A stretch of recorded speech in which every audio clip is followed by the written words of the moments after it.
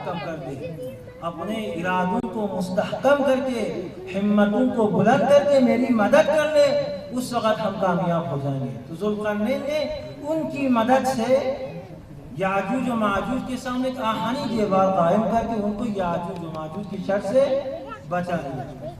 اسی لیے ہماری روایات میں امام صادق کی روایت ہے، ان المؤمن اشد من زبر الحدید، مومن لوہے سے زیادہ مضبوط ہوتا ہے۔ کیوں؟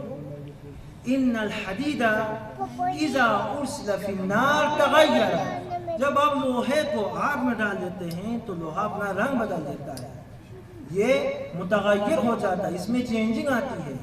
لیکن ان المؤمن اذا قتل ثم نشر، اگر مومن کو قتل کر دیا جائے، ثم نشر پھر زندہ کر دیا جائے، ثم قتل پھر قتل کر دیا جائے، ثم نشر پھر زندہ کر دیا جائے، لم يتغیر قلبه، مومن کا قلب بدلنے والا نہیں ہے، مومن کا دل بدلنے والا نہیں ہے، مومن کا ارادہ بدلنے والا نہیں ہے، مومن کا ارادہ مستحکم ہوتا ہے اور مومن کی ہمت بلند ہوتی ہے، مومن کی صفت ہے۔ ہم نے اس کی مثال کربلا والوں نے دیکھا، اصحاب حسین نے آواز دی، مولا ایک جان ہے، اگر 1000 جان ہوتی آپ کی راہ میں قربان کرنے کے لیے ہم تیار ہیں۔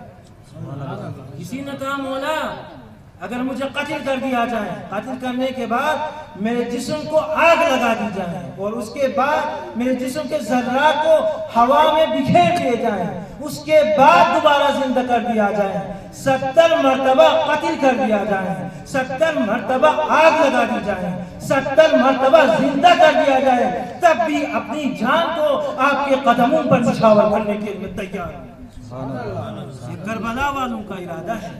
تو شجاع انسان کی پہلی نشانی یہ ہے کہ اس کا ارادہ مضبوط ہوتا ہے اور اس کی ہمت بلند ہوتی ہے۔ صلوات اللہ